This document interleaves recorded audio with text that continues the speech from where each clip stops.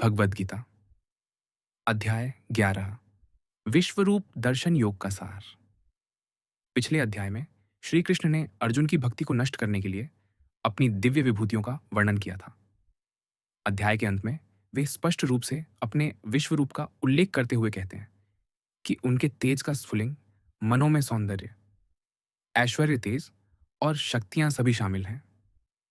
इस अध्याय में अर्जुन श्री कृष्ण से प्रार्थना करता है कि वे उन्हें अपने विश्व रूप में या सभी ब्रह्मांडों में व्याप्त अनंत ब्रह्मांडीय विराट रूप का दर्शन कराए। तब श्री कृष्ण ने कृपा करके उन्हें अपना दिव्य दर्शन प्रदान किया। अर्जुन, देवों के देव, श्री कृष्ण के शरीर में संपूर्ण सृष्टि का चित्रण करते हैं। फिर वह भगवान के अद्भुत अनंत स्वरूप में अंगगणित मुख नेत्र भुजाएं उदर दर्शनीय है। उनका विराट रूप कोई आदि और अंत नहीं है और वह हर दिशा में अपरिमित रूप से बढ़ रहा है। उस रूप का तेज आकाश में एक साथ चमकने वाले 100 सूर्यों का प्रकाश से अधिक है। उस विराट रूप को देखकर अर्जुन के शरीर के रोमकूप संहारने लगे। उनका मानना है कि भगवान के भय से त्रिलोक भय बना रहता है। उसने देखा कि स्वर्ग के सभी देवता प्रवेश कर अपना शरण ग्रहण कर रहे हैं और सिद्ध जन पवित्र वैदिक मंत्र प्रार्थनाएं और संसाधनों का पाठ कर भगवान की स्तुति कर रहे हैं। आगे अर्जुन का कथन है कि वह धृतराष्ट्र के सभी पुत्रों को उनके सहयोगी पेट सहित उनके मुख में प्रवेश करके उसी प्रकार देखते हैं जैसे कि पतंग की गति से अग्नि के विस्फोट में प्रवेश कर अपना विनाश करता है। तब अर्जुन स्वीकार करता है कि भगवान विश्व रूप में है, जिसे देखकर उसका हृदय भयभीत हो जाता है और उसका मानसिक संतुलन खो जाता है। अर्जुन, श्री कृष्ण से उनके इस भयानक रूप की असलियत पता चलती है, जो कि उनके उस रूप को वैसा नहीं था और जिसे वह अब से पहले अपने गुरु और दोस्त के रूप में जानते थे। इसके उत्तर में श्री कृष्ण कहते हैं कि वे काल के रूप में तीर्थ लोकों के संहारक हैं। उन्होंने घोषणा की कि कौरव पक्ष के महायोद्धा पहले ही मारे जा चुके हैं, इसलिए अपनी जीत सुनिश्चित करें और युद्ध करें। इसके प्रत्युत्तर में अर्जुन अदम्य साहस और अतुल्य शक्ति से परिपूर्ण भगवान के रूप में उनकी प्रशंसा करता है और पुनः उनकी वंदना करता है। उनका कहना है कि यदि दीर्घकालीन मित्रता के दौरान श्री कृष्ण को केवल मानव अपमान के कारण उपेक्षित व्यवहार मिला, यदि उनके प्रति कोई अपराध हुआ हो, तो वे उन्हें क्षमा कर दें। वह उन्हें उस पर दया कर उन्हें एक बार फिर से अपना वास्तविक रूप अपनाने की प्रार्थना करता है। श्री कृष्ण ने अपनी प्रार्थना को स्वीकार करते हुए पहले चतुर्भुज नारायण रूप और अपना 2 भुजाओं वाला मनोहारी रूप धारण किया। वे अर्जुन के दर्शन करते हैं कि अर्जुन भगवान के विश्व रूप को देखकर उनके दर्शन अत्यंत दुर्लभ हैं। वेदों का अध्ययन करने से उनका साकार रूप नहीं देखा जा सकेगा। उनके साकार रूप को न तो वेदों के अध्ययन द्वारा और न ही तपस्या दान या अग्निहोत्र यज्ञों द्वारा देखा जा सकता है। अर्जुन, मैं जिस रूप में एक साथ खड़ा हूं, उसे केवल अलौकिक और अनन्य भक्ति से देखा जा सकता है और सम्मिलित किया जा सकता है। श्लोक 1। अर्जुन ने कहा, मुझ पर करुणा कर आपके द्वारा प्रकट किए गए परम गुह्य आध्यात्मिक ज्ञान को सुनकर अब मेरा मोह दूर हो गया है।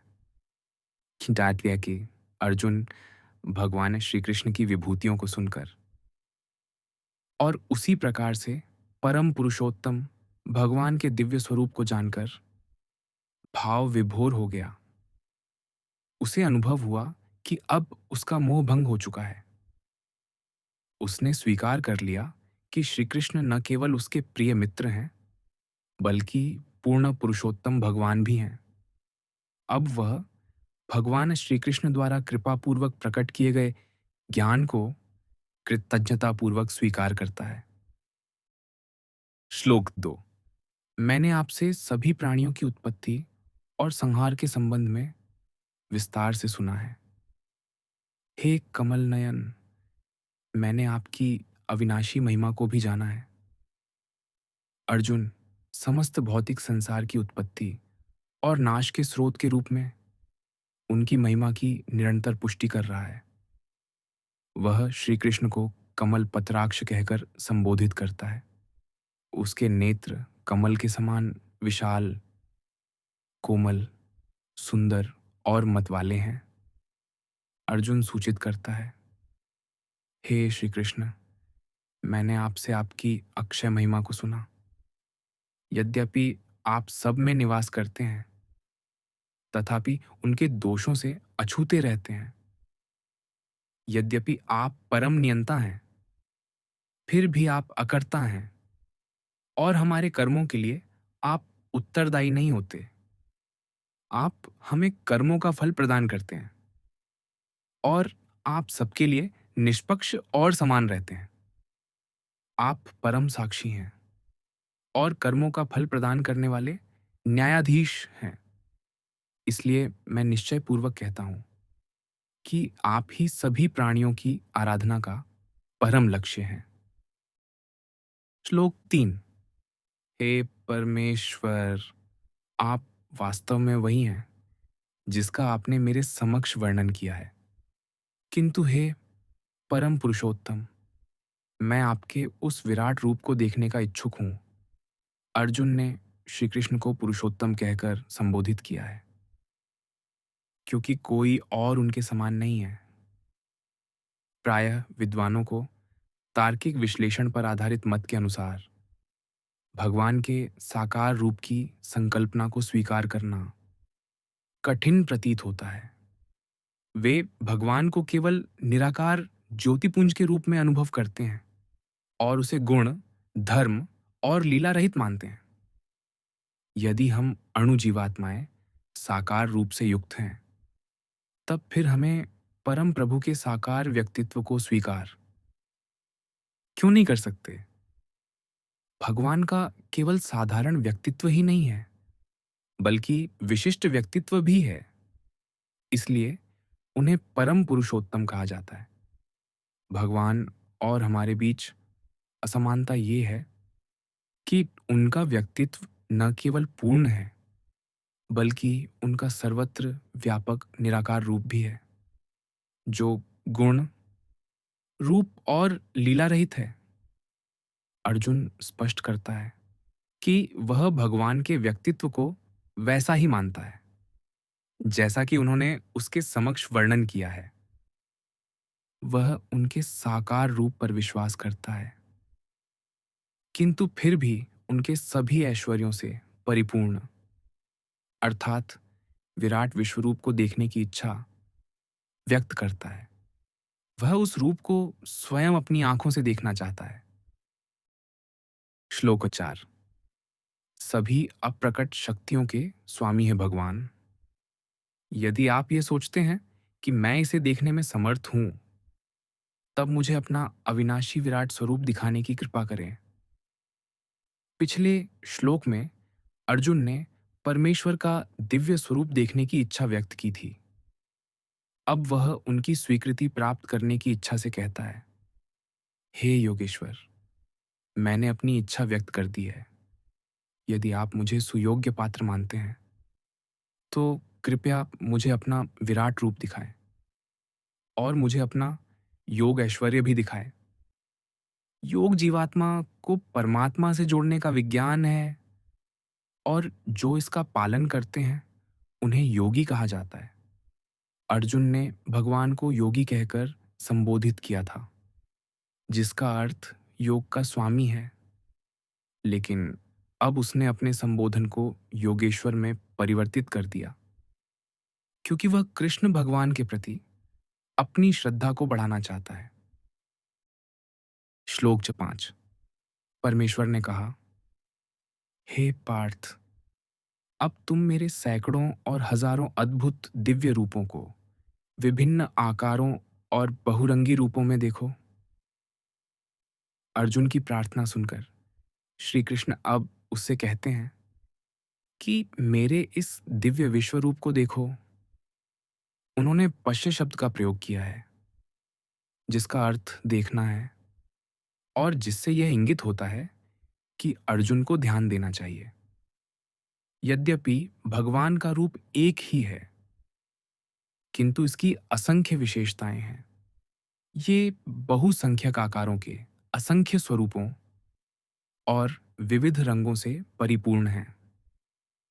श्री कृष्ण ने शतशोथ सहस्रशः वाक्यांश का प्रयोग इसलिए किया है कि वे असंख्य स्वरूपों, आकारों और बहुरंगी रूपों में विद्यमान रहते हैं। अर्जुन को ये कहने के पश्चात कि मेरे विश्वरूप को अनंत आकारों और रंगों में देखो, अब श्री कृष्ण अर्जुन को कहते हैं कि स्वर्ग के देवताओं और दूसरे अन्य आश्चर्यों को अब मेरे विराट शरीर में देखो। श्लोक 6। हे भरतवंशी, आदित्य के 12 पुत्रों, 8 वसुओं, 11 रुद्रों, 2 अश्विनी कुमारों और उसी प्रकार से 49 मरुतों और पहले कभी न प्रकट हुए अन्य आश्चर्यों को मुझ में देखो। भगवान के विश्वरूप में केवल पृथ्वी पर विद्यमान आश्चर्य ही सम्मिलित नहीं है, अपितु अन्य उच्च लोकों के आश्चर्य, जिन्हें कभी एक साथ इस प्रकार से न देखा गया हो, भी सम्मिलित हैं। वे बताते हैं कि स्वर्ग के सभी देवता उनके दिव्य स्वरूप का एक छोटा सा अंश है। उन्होंने अपने भीतर 12 आदित्यों, 8 वसुओं, 11 रुद्रों, 2 अश्विनी कुमार और उसी प्रकार 49 मरुत दिखाए। आदित्य के पुत्रों के नाम धाता, मित्र, अर्यमा, शक्र, वरुण, अंश, भाग, विवस्वान, पूषा, सविता, त्वष्टा और वामन है।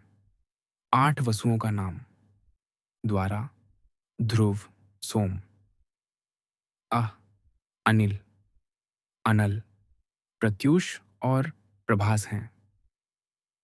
11 रुद्रों में हार, बहुरूप, त्र्यंबक, अपराजित, वृषस्कपि, शंभु, कपंडो, रैवत, मृगव्याध, सर्व और कपाली हैं। जुड़वा जन्मे अश्विनी कुमार भगवान के वैद्य हैं। 49 मरुतों में सत्वज्योति, आदित्य, सत्यज्योति, तीर्थक ज्योति, सज्ज्योति, ज्योतिष्मान, हरित, रथजित, सत्यजीत, सुषेण, सेनजित, सत्यमित्र, अभिमित्र, हरिमित्र, कृत, सत्य, ध्रुव, धर्ता, विधर्ता, त्वविद्याराय, ध्वांत, धुनि, उग्र, भीम, अभ्यु, साक्षिप, इद्रिक, अन्यद्रिक, याद्रिक, प्रतिकृत, रक, समिति, समारंभ, इदक्ष, पुरुष, अन्यदृक्ष, चेतस, समित, समिदृक्ष, प्रतिदृक्ष, मारुति, सरत, देव, दिशा, यजु, अनुद्रिक, सम, मानुष और विष आते हैं। श्लोक 7। हे अर्जुन, सभी चर और अचर सहित समस्त ब्रह्मांडों को एक साथ मेरे विश्वरूप में देखो। इसके अतिरिक्त तुम कुछ और भी देखना चाहो तो वह सब मेरे विश्वव्यापी रूप में देखो। श्री कृष्ण से उनका विराट स्वरूप देखने का निर्देश सुनकर अर्जुन आश्चर्य में पड़ जाता है कि वह इसे कहां से देखे। इसीलिए श्री कृष्ण कहते हैं वह इन्हें उनके इस परम विशिष्ट शरीर में देखे, जहां वह सभी ब्रह्मांडों को उनके चर और अचर प्राणियों सहित देख सकता है। वह पूर्व में घटित और भविष्य में घटित होने वाली घटनाओं को भी देख सकता है। इस प्रकार से अर्जुन युद्ध में पांडवों की विजय और कौरवों की पराजय की घटना को भी देख सकता है, जो कि ब्रह्मांडीय योजना का एक अंश है। श्लोक 8। परंतु तुम अपनी आंखों से मेरे दिव्य ब्रह्मांडीय स्वरूप को नहीं देख सकते हो, इसीलिए मैं तुम्हें दिव्य दृष्टि प्रदान करता हूं। अब मेरी दिव्य विभूतियों को देखो। जब परम प्रभु संसार में अवतरित होते हैं तब उनके दो रूप होते हैं। एक भौतिक स्वरूप, जिसे भौतिक आंखों से देखा जा सकता है, और दूसरा दिव्य रूप जिसे दिव्य दृष्टि से देखा जा सकता है। इस प्रकार से मनुष्य उन्हें पृथ्वी पर अवतार के रूप में देखते तो हैं, किंतु वे केवल उनका शारीरिक रूप देखते हैं, क्योंकि भगवान के दिव्य रूप को उनकी प्राकृत आंखें नहीं देख सकती। इसी कारण जब भगवान पृथ्वी पर अवतार लेकर प्रकट होते हैं, उस समय मायाधीन जीवात्माएं भगवान को पहचान नहीं पाती। श्री कृष्ण ने कहा है, जब वे पृथ्वी पर साकार रूप में प्रकट होते हैं, उस समय अज्ञानी लोग उन्हें पहचान नहीं पाते। यही सिद्धांत उनके विश्वरूप पर भी लागू होता है। इसलिए अर्जुन उनका विराट रूप देखना चाहता है, परंतु अर्जुन कुछ नहीं देख सका, क्योंकि उसकी आंखें भौतिक थीं। भौतिक आंखें उस सार्वभौमिक रूप को देखने में असमर्थ होती हैं, और साधारण मनुष्य की बुद्धि उसे समझने के लिए पर्याप्त नहीं होती। इसीलिए श्री कृष्ण कहते हैं कि वे अब उसे दिव्य दृष्टि प्रदान करेंगे, जिसके द्वारा उनके सार्वभौमिक रूप को उसके समस्त वैभवों सहित देखा जाना संभव हो सकेगा। दिव्य आध्यात्मिक दृष्टि प्रदान करने का कार्य भगवान की कृपा से संपन्न होता है। अपनी कृपा द्वारा भगवान अपनी दिव्य दृष्टि, दिव्य मन और अपनी दिव्य बुद्धि को जीवात्मा की प्राकृत दृष्टि, प्राकृत मन और प्राकृत बुद्धि के साथ जोड़ देते हैं। तब दिव्य इंद्रिय मन और बुद्धि से युक्त होकर जीवात्मा भगवान के दिव्य रूप को देखने का विचार कर उन्हें समझ सकती है। श्लोक 9। संजय ने कहा, हे राजन, इस प्रकार से कहकर योग के स्वामी महायोगेश्वर श्री कृष्ण ने अर्जुन को दिव्य विश्वरूप दिखाया। अर्जुन ने श्री कृष्ण को योगेश्वर कहकर संबोधित किया था। अब वह एक विशेषण महा जोड़कर उन्हें सभी योगियों का भगवान कह संबोधित कर रहा है। संजय को अपने गुरु वेद व्यास से दूरदृष्टि का वरदान प्राप्त था। उसने भी अर्जुन की भांति भगवान श्री कृष्ण का विराट विश्वरूप देखा था। अगले 4 श्लोकों में संजय, अर्जुन ने जो देखा था उसका वर्णन किया गया है। ऐश्वर्य शब्द का अर्थ वैभव है। भगवान का विराट विश्वरूप उनके ऐश्वर्यों से परिपूर्ण है, और इसे देखने से भय, विस्मय और श्रद्धा उत्पन्न होती है। श्लोक 10 और 11। अर्जुन ने भगवान के दिव्य विराट रूप में असंख्य मुख और आंखों को देखा। उनका रूप अनेक दैवीय आभूषणों से अलंकृत था, और वे कई प्रकार के दिव्य शस्त्रों को उठाए हुए थे। उन्होंने उस शरीर पर अनेक मालाएं और वस्त्र धारण किए हुए थे, जिस पर कई प्रकार की दिव्य सुगंधियां लगी थीं। वह स्वयं को आश्चर्यमय और अनंत भगवान के रूप में प्रकट कर रहे थे, जिनका मुख सर्वव्याप्त था। संजय अनेक और अनंत शब्दों का प्रयोग कर श्री कृष्ण के दिव्य स्वरूप का विस्तार पूर्वक वर्णन करता है। भगवान का विश्वरूप समस्त सृष्टि का शरीर है, और इसलिए वह असंख्य मुखों, आंखों, मुंह, आकार, रंगों और रूपों से युक्त है। मनुष्य की बुद्धि सभी वस्तुओं को काल, स्थान और रूप के आधार पर ग्रहण करने की आदि होती है। भगवान के विश्व रूप में सभी प्रकार के असाधारण आश्चर्य और चमत्कार प्रकट होते हैं, और यह सीमाओं, स्थान और समय से परे है। इसलिए समुचित रूप से इसे आश्चर्यजनक कहकर परिभाषित किया जा सकता है। श्लोक 12। यदि आकाश में हजारों सूर्य एक साथ उदित होते हैं, तो भी उन सबका प्रकाश भगवान के दिव्य तेजस्वी रूप की समानता नहीं कर सकता। संजय अब भगवान के दिव्य तेज का वर्णन करता है, इसकी चकित कर देने वाली दीप्ति का आभास कराने के लिए।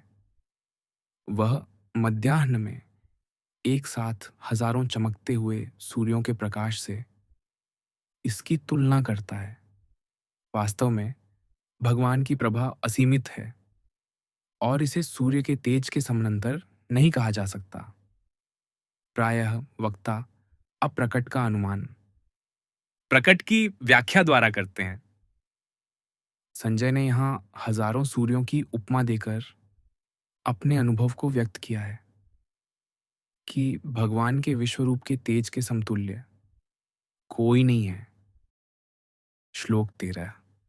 अर्जुन ने परमात्मा के उस दिव्य शरीर में एक ही स्थान पर स्थित समस्त ब्रह्मांडों को देखा। भगवान के विश्वरूप के चमत्कारी दृश्यों का वर्णन करने के पश्चात संजय कहता है कि यह संपूर्ण विश्व को समेटे हुए हैं। इससे अधिक आश्चर्य ये है कि अर्जुन ने श्री कृष्ण के शरीर में समग्र अस्तित्वों का अवलोकन किया। उसने अनंत ब्रह्मांडों की सृष्टि को उनकी आकाश गंगाओं और ग्रह प्रणालियों सहित परमेश्वर के दिव्य शरीर के एक अंश में देखा। अपनी बाल लीलाओं के दौरान श्री कृष्ण ने अपनी मां यशोदा को भी अपना विराट रूप दिखाया था। प्रभु अपने रहस्यमयी वैभव को छिपाकर भक्तों को आनंद प्रदान करने हेतु एक छोटे बालक की भूमिका निभा रहे थे। श्री कृष्ण को अपना पुत्र समझकर यशोदा माता ने उन्हें लगातार मना करने के पश्चात भी मिट्टी खाने के लिए कठोर दंड दिया और उन्हें अपना मुंह खोलने को कहा ताकि वह देख सकें कि उन्होंने मिट्टी खाई है या नहीं।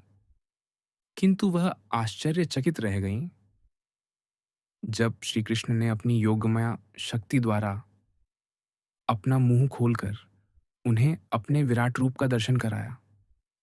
यशोदा छोटे से बालक के मुंह में असंख्य वैभवों को देखकर बेसुध हो गई। इस आश्चर्यजनक दृश्य के अवलोकन से वह मूर्छित हो गई और श्री कृष्ण के स्पर्श से वह अपनी सामान्य अवस्था में लौटी। जिस विराट रूप को श्री कृष्ण ने माता यशोदा को दिखाया था, उसी रूप को वह अपने प्रिय मित्र अर्जुन के समक्ष प्रकट करते हैं। अब संजय श्री कृष्ण के विराट रूप के संबंध में अर्जुन की प्रतिक्रिया का वर्णन करेंगे। श्लोक 14। विश्वरूप दर्शन योग। तब आश्चर्य में डूबे अर्जुन के रोंगटे खड़े हो गए। वह मस्तक को झुकाए भगवान के समक्ष हाथ जोड़कर इस प्रकार प्रार्थना करने लगा। उस दृश्य को देखकर अर्जुन अवाक रह गया। इस दृश्य ने उसके हृदय की तंत्रियों को झकझोर दिया। भक्तिमय मानोभाव कभी कभी शारीरिक लक्षणों तथा हाव भावों में प्रदर्शित होता है। भक्ति ग्रंथों में ऐसे 8 लक्षण या अष्ट सात्विक भावों का वर्णन किया गया है जो कभी कभी भक्तों में प्रकट होते हैं जब उनका हृदय भक्ति से रोमांचित हो जाता है। स्तंभवत होना, स्वेद, स्वरभंग, कंपन, विवर्णता, अश्रुपात और प्रलय, ये सब शारीरिक लक्षण हैं जिनके द्वारा अगाध प्रेम प्रकट होता है। यही अर्जुन ने अनुभव किया था, जिससे उसके शरीर के रोमकूप सिहरने लगे। श्रद्धा के साथ नतमस्तक होकर और हाथ जोड़कर अर्जुन ने ये शब्द कहे।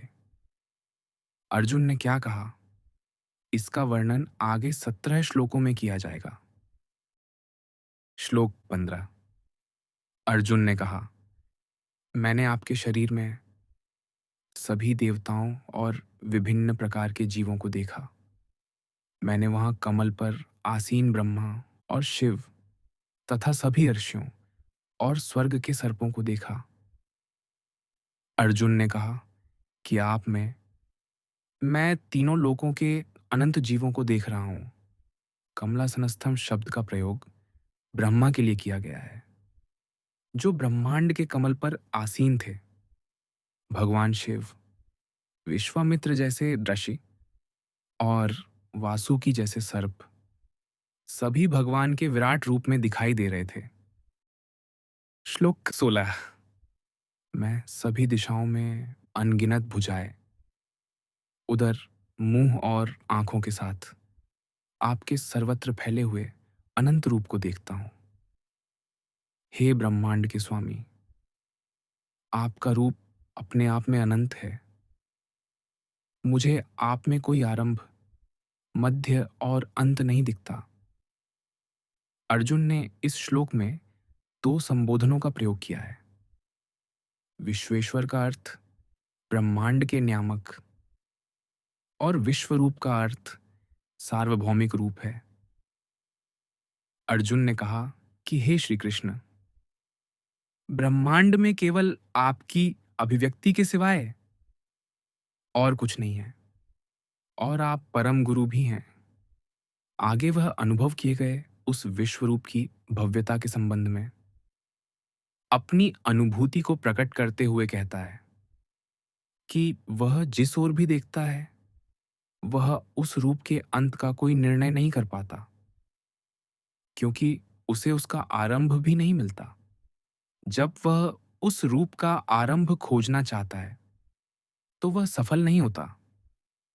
जब वह मध्य में देखना चाहता है, तो वह पुनः निष्फल रहता है।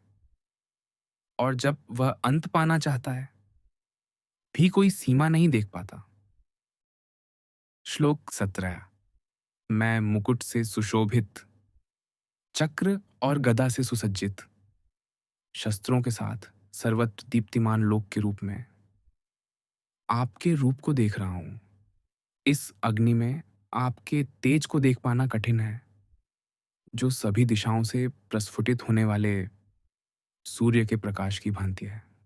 प्राकृत आंखों से किसी अति दीप्तिमान वस्तु को देखने से आंखें चुंधिया जाती हैं। अर्जुन के समक्ष हजारों चमकते सूर्यों से अधिक दीप्तिमान विश्व रूप था। यह ठीक वैसा ही है जैसे सूर्य के प्रकाश में आंखें चुंधिया जाती हैं। उस विराट विश्व रूप को अर्जुन इसलिए देख सका क्योंकि उसे भगवान से दिव्य आंखें प्राप्त हुई थीं।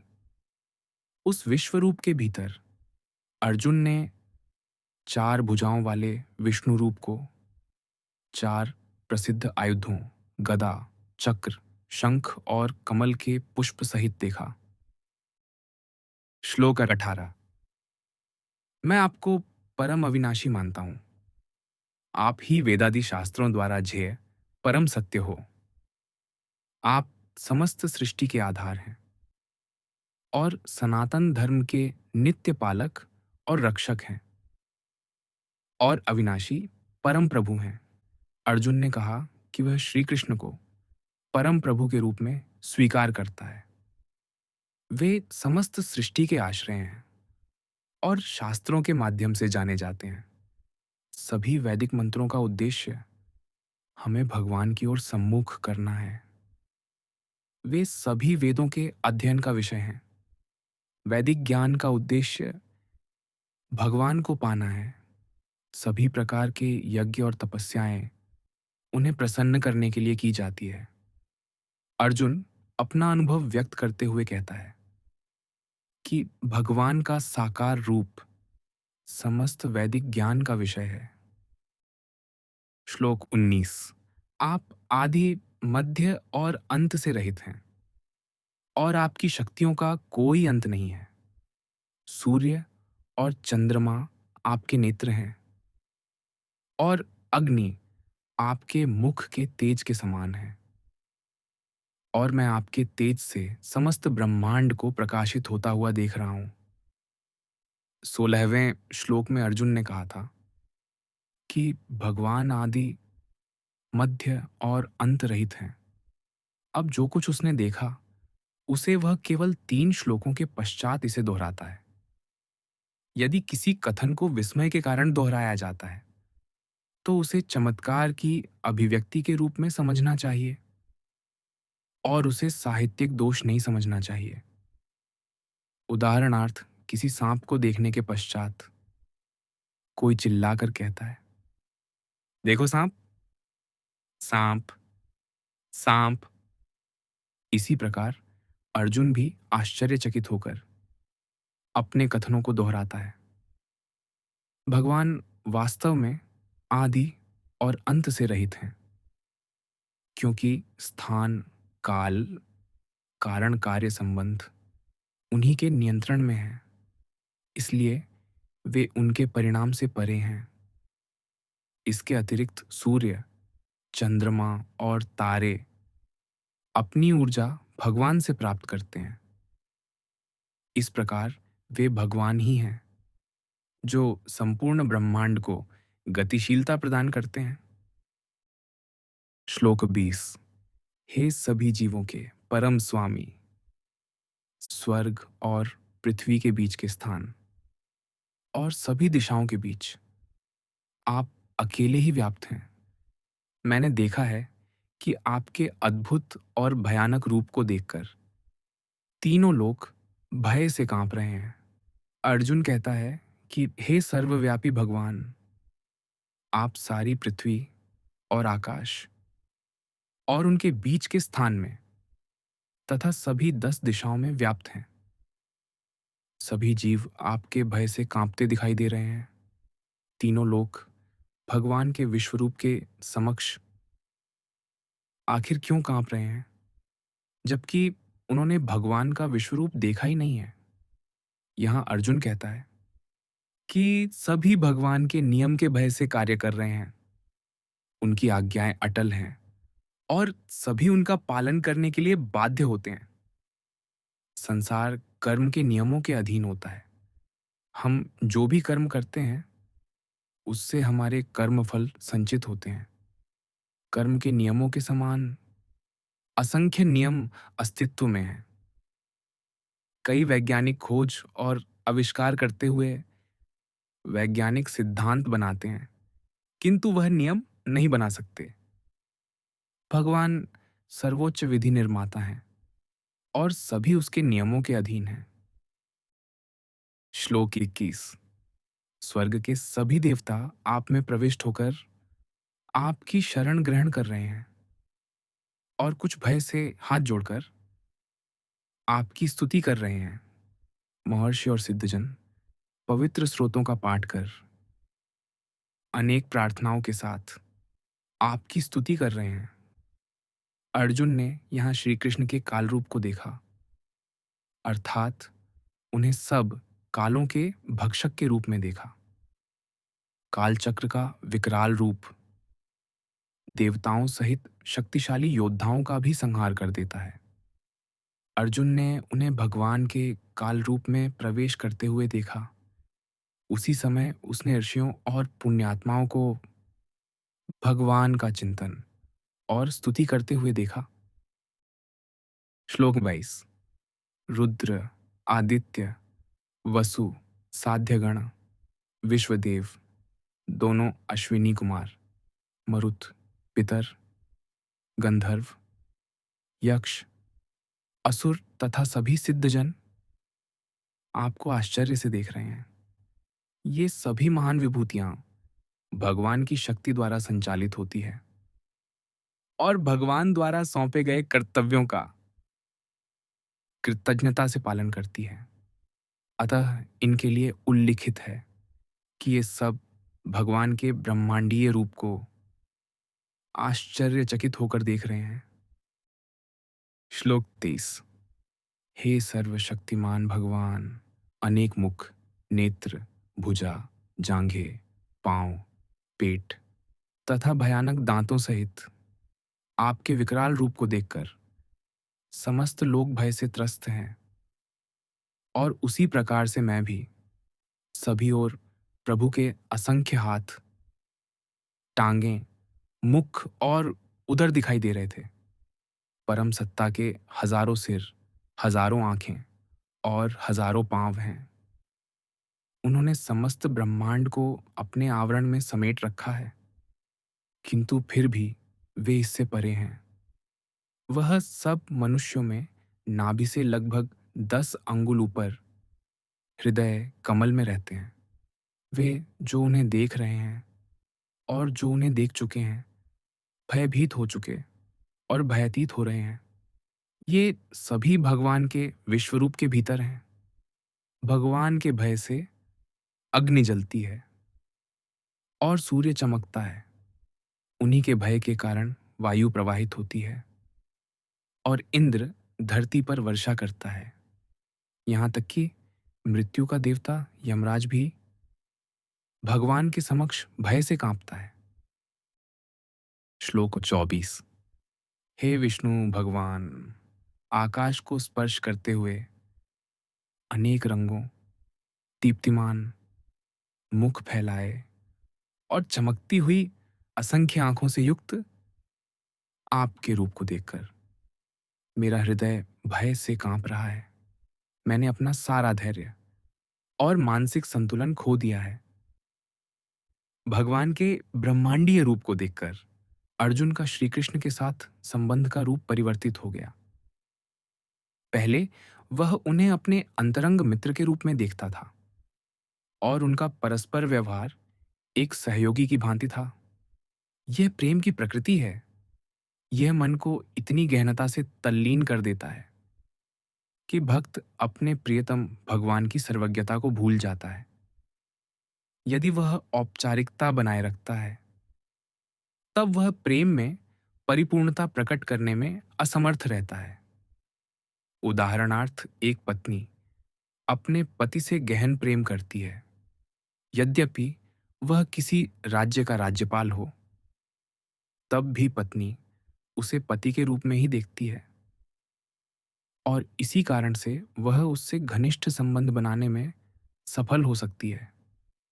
यदि उसकी बुद्धि यह निर्णय कर लेती है कि उसका पति तो राज्यपाल है, फिर जब भी वह उसके सामने आएगा, उसे तब उसकी सेवा के लिए तत्पर रहना और औपचारिक रूप से उसका अधिक सम्मान करना होगा। इसीलिए प्रियतम की औपचारिक स्थिति का ज्ञान प्रेम की भावनाओं में डूब जाता है। इस प्रकार की स्थिति भगवान के प्रति समर्पण भक्ति की दशा में होती है। ब्रज के ग्वालाबाल ने श्री कृष्ण को अपने अंतरंग सखा के रूप में देखते थे। श्री कृष्ण और उनके बाल सखाओं के बीच मधुर प्रेम को तो देखो कि वे परस्पर खेलते हैं और जब श्री कृष्ण खेल में हार जाते हैं तो वह भूमि पर बैठकर घोड़ा बनते हैं और सखा उनकी सवारी करते हैं।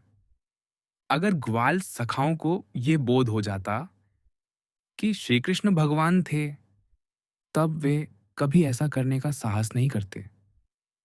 अतः भगवान भी अपने भक्तों के साथ अंतरंग संबंध को पसंद करते हैं, जिससे कि वे प्रिय मित्र के संबंध को निभा सके। जब श्री कृष्ण ने पृथ्वी पर प्रसिद्ध गोवर्धन पर्वत उठाने की लीला की, जिसमें उन्होंने स्वर्ग के राजा इंद्र द्वारा ब्रज भूमि पर की गई मूसलाधार वर्षा से ब्रजवासियों की रक्षा करने के लिए गोवर्धन पर्वत को अपनी बाएं हाथ की छोटी उंगली से उठा लिया था, तब उनकी इस लीला से उनके ग्वाल बाल मित्र प्रभावित नहीं हुए। उनकी दृष्टि में श्री कृष्ण केवल उनके प्रिय मित्र थे और इसलिए उन्होंने विश्वास नहीं किया कि श्री कृष्ण ने पर्वत उठाया था। जब श्री कृष्ण ने गोवर्धन पर्वत को अपने बाएं हाथ की छोटी उंगली से उठाया, तब उनके ग्वाल सखाओं ने गोवर्धन पर्वत के तल पर छड़ी लगा दी और सोचने लगे कि वास्तव में उन्होंने इस पर्वत को उठाया था। तत्पश्चात इंद्र अपनी पराजय स्वीकार करते हुए हाथी पर बैठकर वहां आया। उसने श्री कृष्ण को परमात्मा के रूप में न पहचानने तथा मूसलाधार वर्षा करने के लिए क्षमा मांगी। जब ग्वालाबालों ने वहां स्वर्ग के राजा इंद्र को आते देखा, जो उनके मित्र के प्रति श्रद्धा व्यक्त करते हुए अपनी भूल के लिए क्षमा मांग रहा था, तब उन्हें बोध हुआ कि श्री कृष्ण भगवान हैं। और उन्होंने दूर से श्री कृष्ण को भय से देखना आरंभ कर दिया। उनकी मित्रता को भक्ति भावना, भय और श्रद्धा में परिवर्तित होता देखकर श्री कृष्ण को शोक हुआ। हमारे भीतर परस्पर प्रेम का आनंद समाप्त हो चुका है। वे अब मुझे भगवान समझने लगे हैं। अतः उन्होंने अपनी योगमाया शक्ति द्वारा ग्वाला बालों ने जो भी देखा था उसे विस्मृत करा दिया, और तब वे पुनः अनुभव करने लगे कि श्री कृष्ण उनके मित्र के अलावा कुछ भी नहीं है। अर्जुन श्री कृष्ण का सख्य भाव वाला भक्त था। श्री कृष्ण के साथ उसका व्यवहार एक मित्र जैसा था। इसीलिए उसने श्री कृष्ण को अपने रथ का सारथी बनाना स्वीकार किया था। अगर उसकी भक्ति इस सत्य से प्रेरित होती कि श्री कृष्ण समस्त सृष्टि के परम स्वामी हैं, तब अर्जुन उनसे कभी ऐसी निम्न सेवा न करवाता। लेकिन अब उनके अनंत वैभव और कल्पनातीत समृद्धि को देखकर श्री कृष्ण के प्रति उसका मैत्री भाव भय में परिवर्तित हो गया। श्लोक 25। प्रलय के समय की प्रचंड अग्नि के सदृश तुम्हारे अनेक मुखों के विकराल दांतों को देखकर मैं भूल गया हूं कि मैं कहाँ हूं और मुझे कहाँ जाना है। हे देवेश, आप ब्रह्मांड के आश्रयदाता हैं, कृपया मुझ पर करुणा करो। अर्जुन ने श्री कृष्ण के जिस विश्व रूप को देखा वह केवल श्री कृष्ण के व्यक्तित्व का अन्य स्वरूप मात्र है और उनसे भिन्न नहीं है। अनेक अद्भुत और आश्चर्यजनक भगवान की अभिव्यक्तियों को देखकर अर्जुन अब भयभीत हो जाता है और सोचने लगता है कि श्री कृष्ण उस पर क्रोधित हैं। इसलिए वह उनसे दया करने की प्रार्थना करता है। श्लोक 26 और 27। मैं धृतराष्ट्र के सभी पुत्रों को, उनके सहयोगी राजाओं और भीष्म, द्रोणाचार्य, कर्ण तथा हमारे पक्ष के सेना नायकों सहित आपके विकराल मुख में प्रवेश करता देख रहा हूं। इनमें से कुछ के सिरों को मैं आपके विकराल दांतों के बीच पिसता हुआ देख रहा हूं। इस श्लोक में अर्जुन यह उल्लेख करता है कि भगवान के दांत कैसे हैं। हम अपने दांतों से भोजन को चबाते हैं। भगवान के दांत काल चक्र के रूप में सबको चबाकर मृत्यु का ग्रास बनाते हैं। यद्यपि भगवान की चक्कियां धीरे धीरे पीसती हैं, लेकिन वे अत्यधिक छोटा छोटा पीसती हैं। यद्यपि वे धैर्य के साथ खड़े होकर प्रतीक्षा करते हैं, किंतु वे सुनिश्चित रूप से सबको पीसते हैं। अर्जुन ने कौरवों के सेनानायक भीष्म, द्रोणाचार्य और अपनी सेना के सेनानायकों को तीव्रता से भगवान के मुख में प्रवेश करते हुए और उनके दांतों के बीच आते हुए देखा। उसने भगवान के विश्वव्यापी रूप में निकट भविष्य को देखा, क्योंकि भगवान काल की सीमाओं से परे हैं। इसलिए भूत, वर्तमान और भविष्य उनमें हर समय दिखाई देते हैं। भीष्म कौरवों और पांडवों के प्रपितामह शांतनु और गंगा के पुत्र थे। अपने पिता के पुनर्विवाह हेतु उन्होंने राज्य सिंहासन का त्याग करने और जीवन पर्यंत ब्रह्मचर्य का पालन करने की प्रतिज्ञा ली थी। भीष्म भली भांति जानते थे कि दुर्योधन दुष्ट है और वह पांडवों के अधिकार को छीनना चाहता है। इसके पश्चात भी वे दुर्योधन का समर्थन करते रहे। मेरा मन अर्जुन के प्रिय मित्र श्री कृष्ण में एकाग्र हो जाए, जो अपने मित्र के आग्रह पर तुरंत ही पांडव सेना और कौरव सेना के मध्य रथ ले आए और वहां स्थित होकर जिन्होंने केवल अपनी दृष्टि से ही शत्रु पक्ष के सेना नायकों की आयु छीन ली, उन पार्थ सखा के चरणों में मेरी प्रीति बनी रहे। अतः भीष्म पितामह को स्वयं बोध था कि भगवान के विरुद्ध युद्ध लड़ने का परिणाम मृत्यु होगा। द्रोणाचार्य कौरवों और पांडवों को सैन्य शिक्षा प्रदान करने वाले गुरु थे। वे इतने निष्पक्ष थे कि उन्होंने अपने पुत्र अश्वत्थामा की अपेक्षा अर्जुन को युद्ध कला में अधिक निपुण बनाया।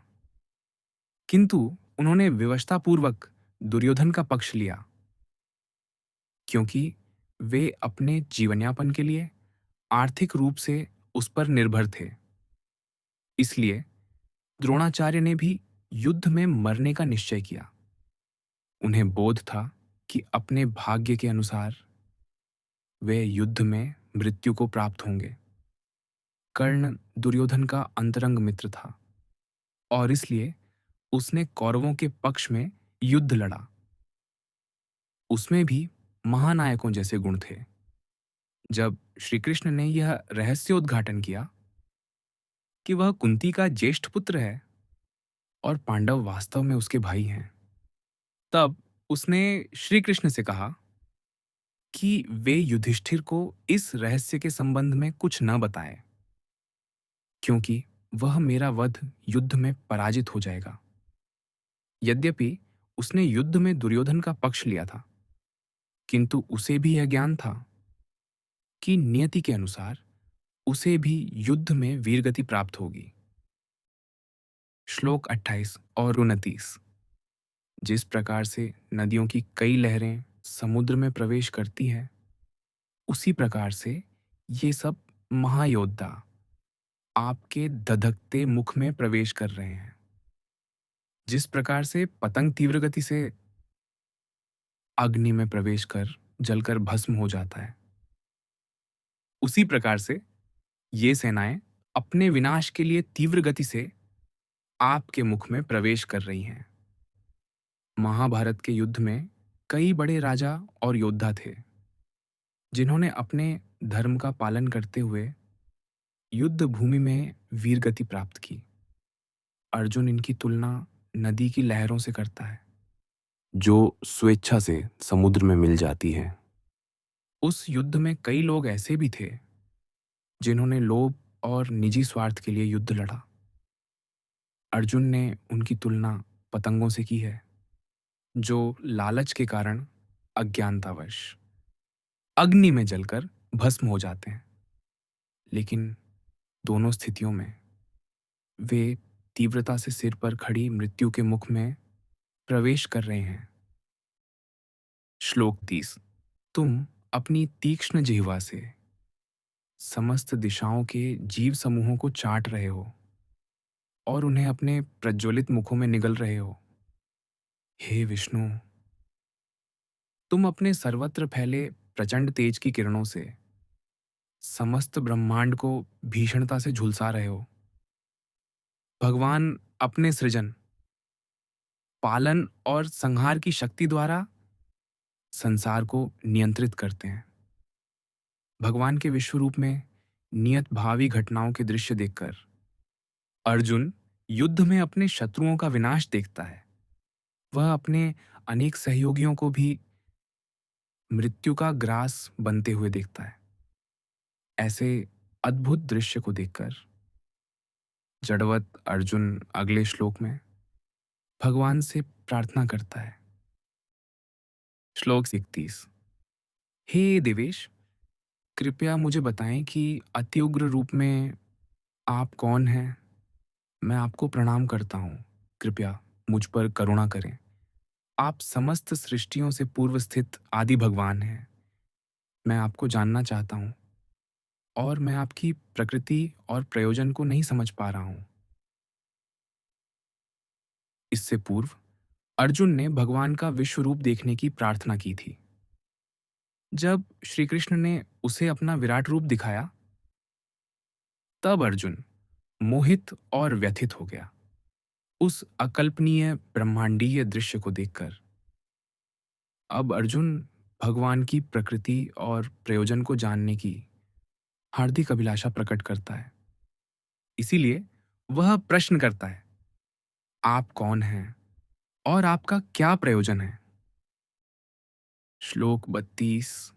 परम प्रभु ने कहा, मैं प्रलय का मूल कारण और महाकाल हूँ। मैं जगत का संहार करने के लिए आता हूँ। तुम्हारे युद्ध में भाग नहीं लेने पर भी युद्ध में खड़े विरोधी पक्ष के योद्धा मारे जाएंगे। अर्जुन के प्रश्न कि वे कौन हैं की प्रतिक्रिया में श्री कृष्ण सर्वशक्तिशाली काल और ब्रह्मांड के विनाशक के रूप में अपना स्वरूप प्रकट करते हैं। काल शब्द की उत्पत्ति कलयति से हुई है, जिसका समानार्थी शब्द गणयति है। इसका अर्थ है काल का स्मरण करते रहे हैं।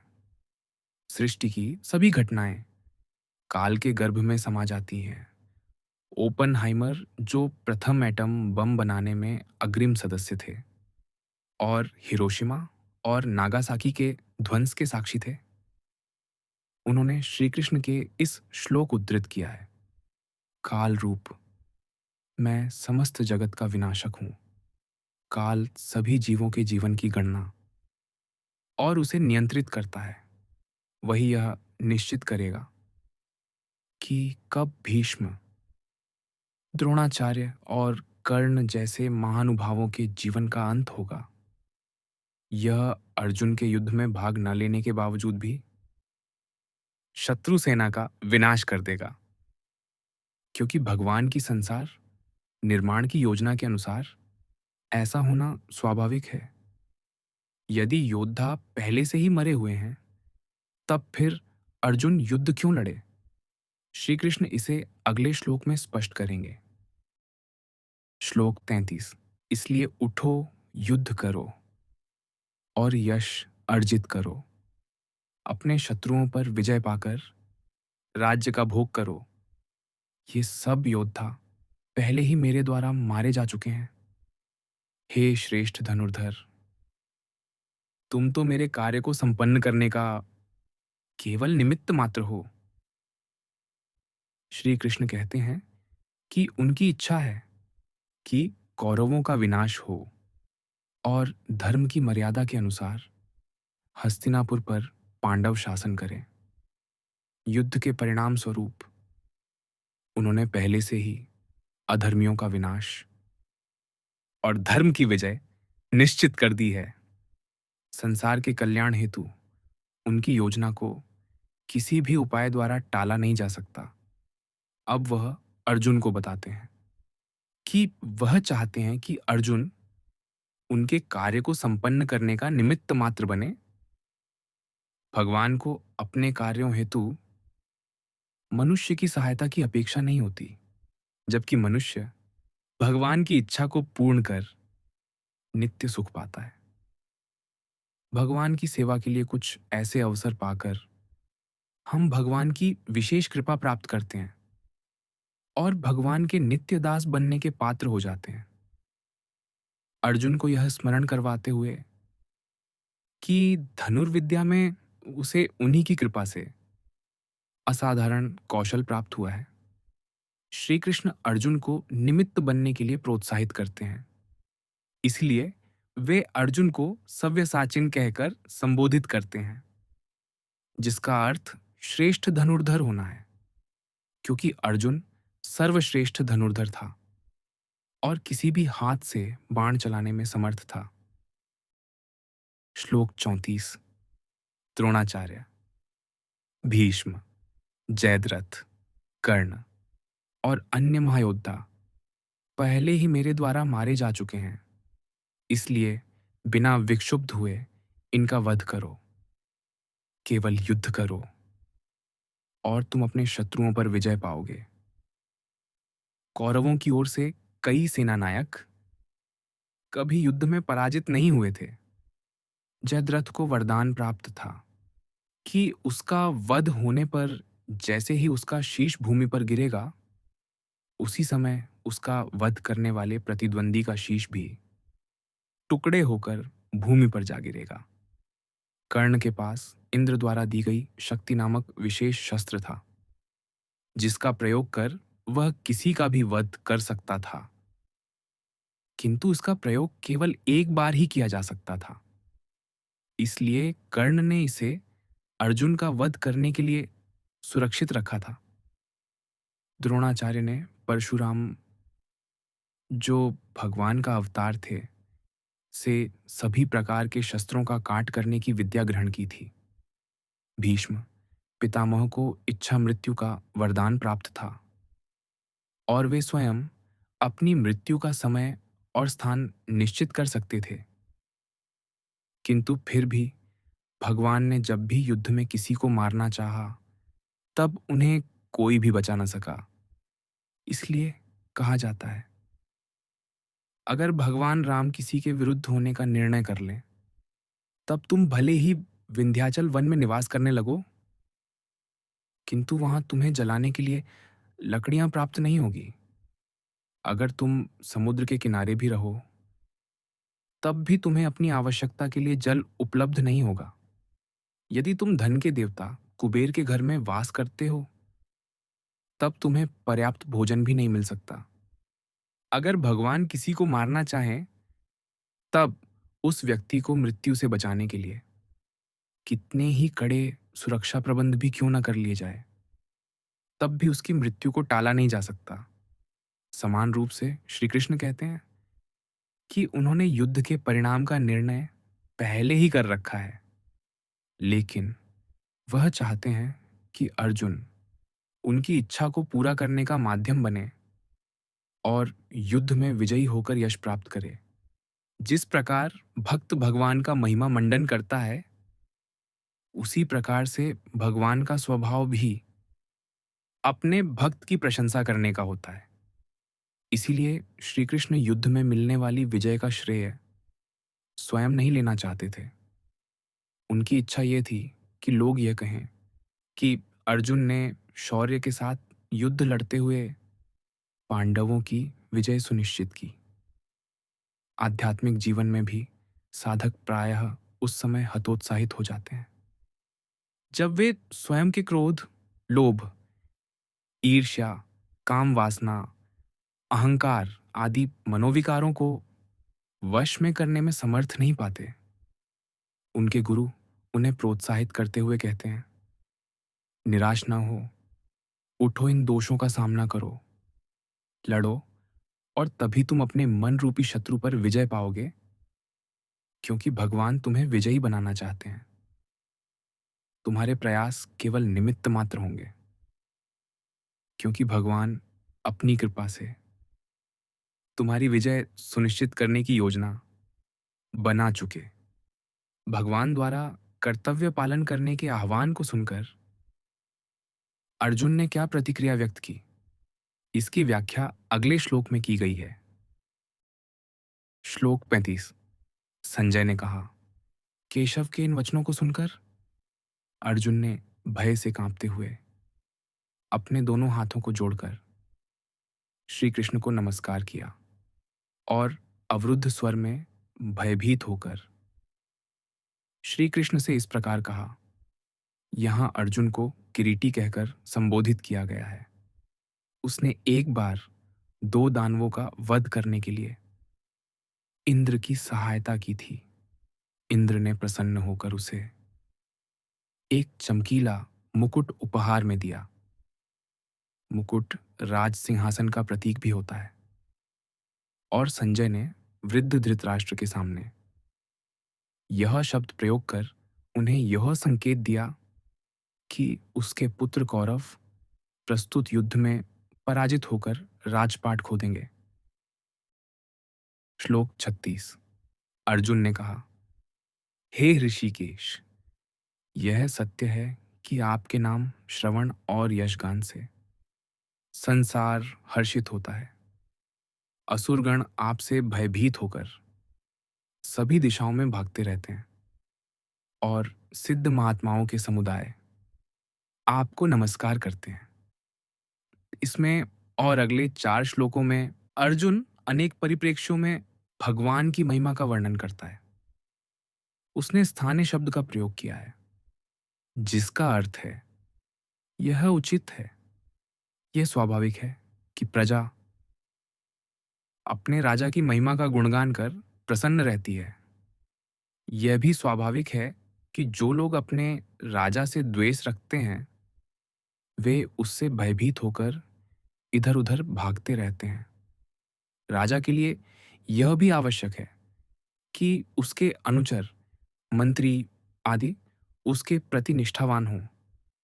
अर्जुन भी इसके समान वर्णन करते हुए कहता है कि केवल यही उपयुक्त है कि संसार परम प्रभु की महिमा का गान करता है और असुर उनसे भयभीत रहते हैं, और संत पुरुष श्रद्धा भक्ति युक्त होकर उनकी आराधना करते हैं।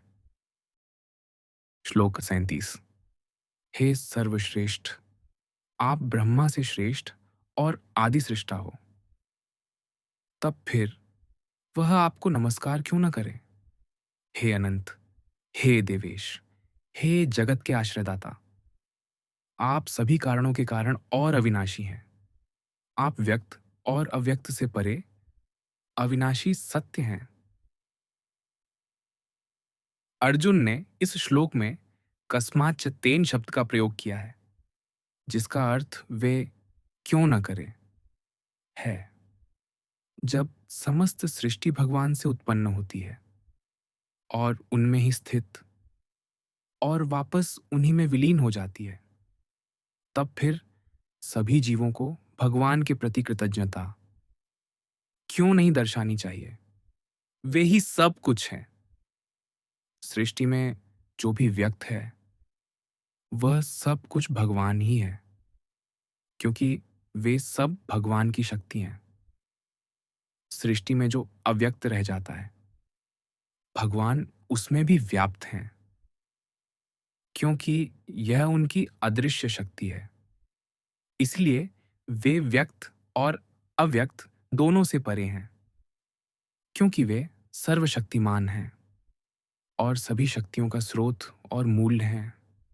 इसलिए न तो भौतिक शक्ति और न ही जीवात्मा उनके विलक्षण व्यक्तित्व पर प्रभाव डाल सकती है। वे दोनों से श्रेष्ठ और परे हैं। अर्जुन विशेष रूप से उल्लेख करता है कि वे ब्रह्मा से श्रेष्ठ हैं, क्योंकि ब्रह्मा ब्रह्मांड में सबसे वरिष्ठ हैं। सभी जीव ब्रह्मा या उनके वंशजों की संतानें हैं, जबकि ब्रह्मा स्वयं भगवान विष्णु की कमलनाल से उत्पन्न हुए थे, जो श्री कृष्ण का विस्तार हैं। इसीलिए ब्रह्मा को संसार का वरिष्ठ प्रपितामह माना गया है। अतः यह उचित ही है कि ब्रह्मा भी भगवान को नमस्कार करें। श्लोक 38। आप ही सर्वात्मा और दिव्य सनातन पुरुष हैं। आप इस ब्रह्मांड के परम आश्रय हैं। आप ही सर्वज्ञ, और जो कुछ भी जानने योग्य है, वह सब आप ही हैं। आप ही परम धाम हैं। हे अनंत रूपों के स्वामी, केवल आप ही समस्त ब्रह्मांड में व्याप्त हैं। अर्जुन श्री कृष्ण को दिव्य सनातन पुरुष के रूप में संबोधित करता है, जो सभी कारणों के कारण है। सभी वस्तुओं और सभी जीवन रूपों का कोई कारण या मूल होता है, जिससे उनकी उत्पत्ति होती है। भगवान विष्णु का भी कारण है, यद्यपि वह भगवान का रूप है, किंतु उनका यह रूप श्री कृष्ण का विस्तार है, जबकि श्री कृष्ण किसी के स्वरूप के विस्तार नहीं है। वे कारण रहित और सृष्टि में प्रकट सभी अस्तित्वों का मूल कारण है। इसलिए ब्रह्मा को उनकी आराधना करनी चाहिए। श्री कृष्ण परमात्मा का मूल स्वरूप है। वे सर्वज्ञ और आनंद स्वरूप हैं। वे सबके कारण और स्वयं कारण रहित हैं। वह सब कारणों के कारण है। श्री कृष्ण सर्वांतर्यामी हैं। वे सर्वज्ञ और ज्ञेय दोनों हैं। वास्तविक ज्ञान वही है जो भगवान को जानने में सहायता करे, जो हरि सेवा हेतु हो। सोई कर्म बखान, जो हरि भक्ति बढ़ावे, सोई समुझिए ज्ञान। कोई भी कर्म यदि भगवान की सेवा के लिए किया जाता है, उसे ही वास्तव में कर्म कहते हैं। जो ज्ञान भगवान से प्रेम को बढ़ाए, वही वास्तविक ज्ञान है। अतः भगवान जाता और ज्ञेय दोनों हैं। श्लोक 39। आप वायु, यम, अग्नि, जल और चंद्रमा के देवता हैं। आप ब्रह्मा के पिता और सभी जीवों के प्रपितामह हैं। अतः मैं आपको हजारों बार और बार-बार नमस्कार करता हूँ। श्री कृष्ण के प्रति अपार श्रद्धा से युक्त अर्जुन हजारों बार, सहस्त्र कहकर उनका अभिवादन करता है। भारत में दीपावली के त्योहार के दौरान हाथी, घोड़े, स्त्री पुरुष और कुत्ते के आकार की मिठाइयाँ बनाई जाती हैं। किंतु सभी में एक सामग्री शक्कर ही होती है। समान रूप से स्वर्ग के देवताओं का अपना विभिन्न प्रकार का व्यक्तित्व होता है और वे संसार के संचालन हेतु विशिष्ट दायित्वों का निर्वहन करते हैं। किंतु वही एक भगवान उन सब में स्थित रहते हैं और उन्हें प्रदान की गई विशेष शक्तियों द्वारा प्रकट होते हैं। एक अन्य उदाहरण देखें। विभिन्न प्रकार के आभूषण स्वर्ण से बनते हैं। उन सब का रूप विभिन्न होता है, पर फिर भी वे सब स्वर्ण ही होते हैं। इसलिए संपूर्ण स्वर्ण आभूषण नहीं होता, किंतु सभी आभूषण स्वर्ण होते हैं। उसी प्रकार भगवान में ही सब देवता हैं, लेकिन देवता भगवान नहीं है। अतः अर्जुन इस श्लोक में कहता है कि श्री कृष्ण वायु, यमराज, अग्नि, वरुण, चंद्रमा और ब्रह्मा भी हैं। श्लोक 40। हे अनंत शक्तियों के स्वामी, आपको आगे और पीछे और वास्तव में सभी ओर से नमस्कार है। आप असीम पराक्रम और शक्ति के स्वामी हैं और सर्वव्यापी हैं। अतः आप सब कुछ हैं। अर्जुन श्री कृष्ण की महिमा का निरंतर गान करते हुए इस प्रकार से यह घोषणा करता है कि वे अनंत वीर्य और अनंत विक्रम अर्थात अत्यंत शक्तिशाली और पराक्रमी हैं। वह विस्मित होकर उन्हें सभी दिशाओं से बार बार नमो नमो कहकर नमस्कार करता है। श्लोक 41 और 42। आपको अपना मित्र मानते हुए मैंने धृष्टतापूर्वक आपको हे कृष्ण, हे यादव, हे प्रिय मित्र कहकर संबोधित किया, क्योंकि मुझे आपकी महिमा का ज्ञान नहीं था। उपेक्षित भाव से या प्रेमवश होकर, यदि उपहासवश मैंने कभी विश्राम करते हुए, बैठते हुए, खाते हुए, अकेले में या अन्य लोगों के समक्ष आपका कभी अनादर किया हो, तो उन सब अपराधों के लिए हे अचिंत्य, मैं आपसे क्षमा याचना करता हूँ। भगवान की प्रभुता को अद्वितीय घोषित करते हुए वेदों में वर्णन किया गया है। मैं परम प्रभु सभी प्राणियों में स्थित हूँ। मेरे से परे और मेरे से बढ़कर कोई नहीं है। अनादि शब्द ओम आपकी अभिव्यक्ति है। आप में महानतम है। श्री कृष्ण परम भगवान है। भगवान कृष्ण से बढ़कर कोई देवता नहीं है। भगवान सभी व्यक्तित्वों में सर्वश्रेष्ठ और परम है। लेकिन जैसा कि इस अध्याय के श्लोक 24 में उल्लेख किया गया है कि जब प्रेम प्रगाढ़ हो जाता है, तो प्रेमी प्रियतम की औपचारिक पदवी को भूल जाता है। इस प्रकार से अर्जुन श्री कृष्ण के साथ व्यतीत किए गए अंतरंग मित्रता के अविस्मरणीय क्षणों के आनंद में निमग्न होने के कारण उनकी सर्वोच्च स्थिति से अनभिज्ञ था। श्री कृष्ण का विश्वरूप देखकर अर्जुन अब यह सोचकर दुखी हो जाता है कि भगवान केवल उसके मित्र और अंतरंग सखा नहीं है, बल्कि परम पुरुषोत्तम भगवान भी हैं, जिनका देवता गंधर्व, सिद्धगण आदि श्रद्धायुक्त होकर आदर सत्कार करते हैं। इसीलिए वह यह सोचकर शोक व्यक्त करता है कि उसने उन्हें केवल अपना मित्र समझकर उनका अनादर करने की धृष्टता की। प्रतिष्ठित और सम्मानित व्यक्तियों के प्रति आदर प्रकट करने के लिए उनका प्रथम नाम नहीं लिया जाता।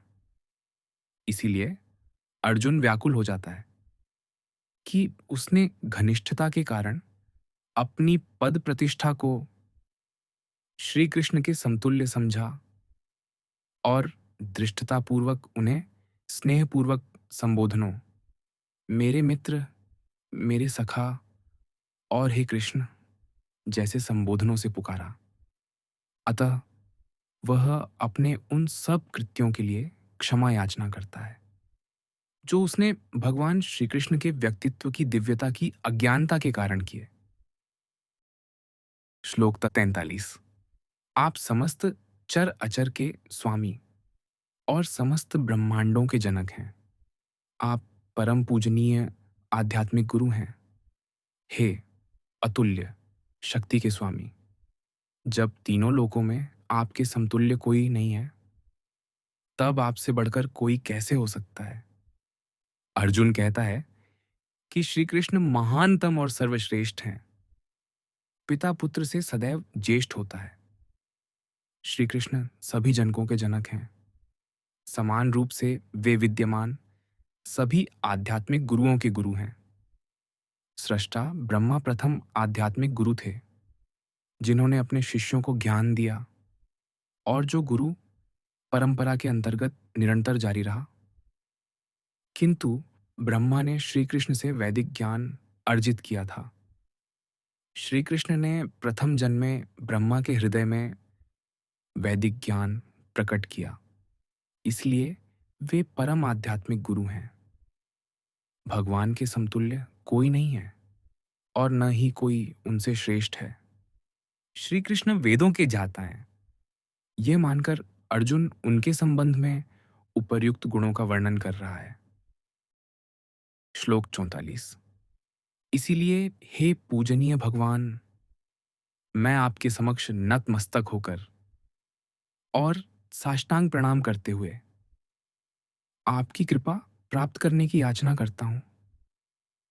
जिस प्रकार पिता पुत्र के हठ को सहन करता है, मित्र धृष्टता को और प्रियतम अपनी प्रेयसी के अपराध को क्षमा कर देता है, उसी प्रकार से कृपा करके मुझे मेरे अपराधों के लिए क्षमा कर दीजिए।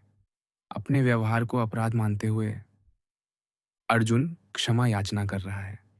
श्री कृष्ण के साथ खेलते, खाते, उपहास, वार्तालाप और विश्राम करते हुए उसने ऐसा मान सम्मान नहीं दर्शाया जैसा कि सर्वशक्तिमान भगवान के प्रति दिखाया जाना अपेक्षित होता है। अपने प्रियजनों के साथ प्रेम संबंधों की अति घनिष्ठता के कारण किसी प्रकार के अनौपचारिक व्यवहार को कोई धृष्टता नहीं मानता। किसी सामान्य अधिकारी को यह अधिकार नहीं होता कि वह देश के राष्ट्रपति का उपहास उड़ाए। किंतु राष्ट्रपति का निजी मित्र यदि उसे तंग करे, उसका उपहास उड़ाए, यहां तक कि उसे फटकार भी दे, तब भी राष्ट्रपति इस पर कोई आपत्ति नहीं करता। अपितु इसके विपरीत वह अपने अंतरंग मित्र के उपहास को अधीनस्थ अधिकारियों से मिलने वाले सम्मान से अधिक महत्व देता है। हजारों लोग सेना नायक को सैल्यूट करते हैं। उसी तरह अर्जुन के श्री कृष्ण के साथ घनिष्ठ संबंध अपराध रूप नहीं थे, अपितु वे मित्रतावश गहन प्रेम भक्ति से युक्त हाव भाव थे। फिर भी वह निष्ठावान भक्त होने के कारण विनम्रतापूर्वक यह कहता है कि उससे अपराध हुआ है। श्लोक 45। पहले कभी न देखे गए आपके विराट रूप का अवलोकन कर मैं अत्यधिक हर्षित हो रहा हूं और साथ ही साथ मेरा मन भय से कांप रहा है। इसीलिए हे देवेश, हे जगन्नाथ, कृपया मुझ पर दया करें और मुझे पुनः अपना आनंदमय स्वरूप दिखाएं। भक्ति दो प्रकार की होती है, एक ऐश्वर्य भक्ति और दूसरी माधुर्य भक्ति। ऐश्वर्य भक्ति में भगवान के सर्वशक्तिशाली स्वरूप के चिंतन द्वारा भक्त भक्ति में तल्लीन होता है। ऐश्वर्य भक्ति में भय और श्रद्धा के भाव की प्रधानता होती है। ऐसी भक्ति में भगवान से दूरी और शिष्टाचार का पालन करना सदैव आवश्यक समझा जाता है। द्वारकावासी और अयोध्यावासी ऐश्वर्य भक्ति के उदाहरण हैं, जो श्री कृष्ण और भगवान श्री राम का आदर सम्मान अपने राजा के रूप में करते थे। सामान्य नागरिक अपने राजा के प्रति अत्यंत निष्ठावान और आज्ञाकारी होते हैं, यद्यपि उनके उसके साथ कभी घनिष्ठ संबंध नहीं होते। माधुर्य भक्ति में भक्त भगवान के साथ करीबी संबंध का अनुभव करते हैं। ऐसी भक्ति में यह भाव प्रमुख रहता है कि श्री कृष्ण मेरे हैं और मैं उनका हूँ।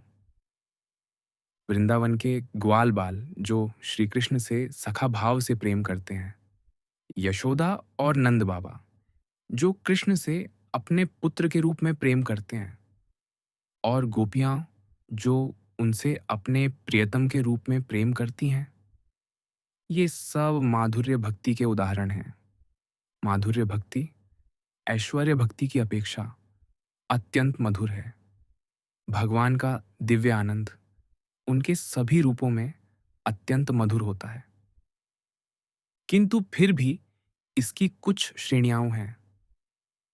भगवान की द्वारका की लीलाओं का आनंद मधुर और मथुरा की लीलाओं का आनंद अति मधुर तथा ब्रज की लीलाओं का आनंद मधुरतम है। माधुर्य भक्ति में भगवान के ऐश्वर्य और सर्वशक्तिशाली स्वरूप को भुला दिया जाता है। भक्त भगवान कृष्ण के साथ चार प्रकार से संबंध स्थापित करता है। दास्य भाव, श्री कृष्ण हमारे स्वामी हैं और मैं उनका सेवक। स्वयं को श्री कृष्ण का दास मानने जैसी रक्तक और पत्रक आदि की भक्ति दास्य भाव की भक्ति थी।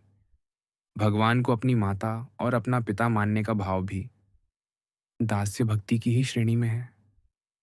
सख्य भाव, श्री कृष्ण हमारे सखा हैं और मैं उनका अंतरंग सखा हूं।